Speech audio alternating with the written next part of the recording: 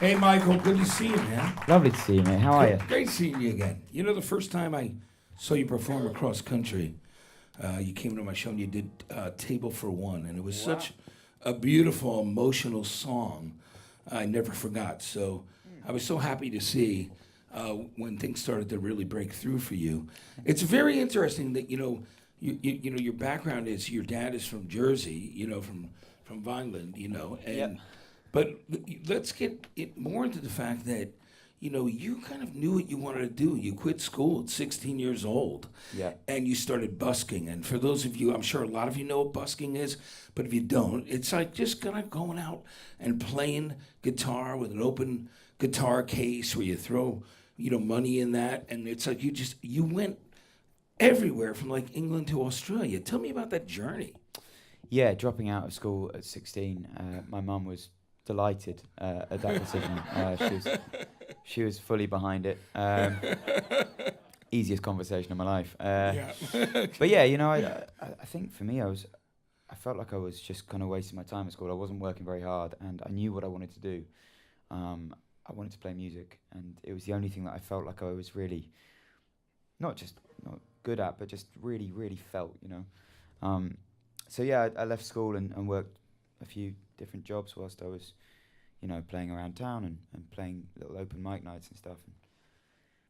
And busking became this thing where I realised that actually, it's scary, it's daunting to go out on the street and just bring your guitar and play your songs to strangers, but it's actually a real buzz as well, and it's a great way for me as a young musician to get my music out to people, without a record label or any kind of backing behind it. Were you selling? Did you make CDs, like your homemade CDs you were selling? While you Yeah, traveled? yeah. I mean, by the time, I've always busked, but really I was like 23-ish when I started busking properly. Yeah. And properly, I don't know what that means, but yeah, I was selling CDs. It was a little CD that I made in a friend's bedroom, basically, in a few days. I didn't have any money to make a proper one, so yeah, but it's great. I mean, it's not the sort of most sonically brilliant album in the world, but that album I've sold about, I think we worked out about 20,000 copies of that album through the time I was busking, and that funded everything else. That funded all the other records and all the other touring, and if it wasn't for that little CD, it would be very different. Yeah, there's a beauty in that. There's just being able to use your music to get to one place to another. Yeah. How did you end up in Australia? Like, was that part of it too? And like, so that must have been interesting to go literally from the UK to Australia. You tell me a little bit more about that. Like, how did that happen? And was there any period where you were like, man, what am I doing? Yeah. Am I in fear, or am I going to keep on going? And this is just part of my journey. This is great. Tell me. Yeah. Australia basically happened because they kicked me out of England, and no, they didn't. No, but I did a summer of busking in England, and I was loving it, and I wanted to carry on. But as you may be aware, England hasn't got the most tropical climate, and so yeah, it got to sort of October time, and it was getting really cold, and my fingers were freezing off in the street, and I thought, where can I go that's going to get this kind of music, that's going to kind of be a really good next step? And Australia just seemed to be the obvious choice. It was going to be warm when England was cold.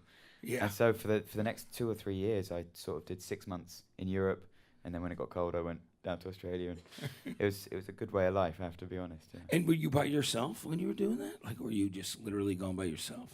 A lot of the time, yeah. I mean, early on, I was very much by myself. Yeah, I mean, my manager would send me out more CDs if I needed them, and would book my hostels and whatever. But yeah, it was an amazing sense of freedom, actually.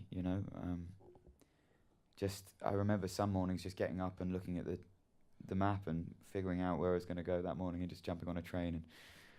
And it was brilliant, not just for playing, but for writing and for the whole experience. Just it was really living. Yeah, I think it's amazing. I think it's great. And so, do you still call Brighton your home? Or are you still based out of when you get home? Because I know you're on the road all the time. But are you living in Brighton still? I do, yeah. I don't know if any of you guys have been to the UK. Anyone? Yeah. Brighton's a beach town where the Who's Quadrophenia was based. That's and right. there's a lot of romantic folklore about that. Songs like Brighton Rock by Queen to, Welcome to the Pleasure Dome used to be over the pier. Yeah, right. You know what I mean? Like they're just, before it burned, that one burned down, right? Or something, or they knocked it down. There was one pier that burnt down, which I never understood. How can something in the sea burn down? But it's cleverer people than me have figured that out. But, and one last question, too, I wanted to ask you, Michael. For those folks that love your songs, who inspired you? Who did you love musically? What was the thing that made you want to pick up the guitar? What artists moved you in your life? So you mentioned my dad is from New Jersey originally, so he sort of brought me up on a lot of Springsteen and Simon and Garfunkel and people like that. And I think if I had to choose one, it would be Paul Simon. I think just the way we used to listen to Simon and Garfunkel live in Central Park for every car journey when I was small, and I'd sort of scream if it didn't happen. So that's great. Yeah, so we that cassette tape just sort of got worn out steadily, and I just, when you're a kid and music just hits you like magic, you don't understand how it's made, you don't know who it is that's making it, and you don't understand many of the lyrics either. Yeah. But I remember Paul Simon always felt like magic to me. Yeah, it's the way it makes you feel. And exactly. And then as you get older, you kind of get more cynical about it, especially when you start making records and you do music for a living. You start to, I don't know, listen to music in a different way. And as a kid, you don't analyze it, you just feel it. And I think that's an amazing feeling. And you're a sponge, you know what I mean? It's like a blueprint, that's left with you. So listen, Michael, thank you so much for coming in. And I'd love you to do another song for us right now, for our KFOG listeners. Of course, yeah. I'll play the new single if that's okay. And Somebody's Love, exactly.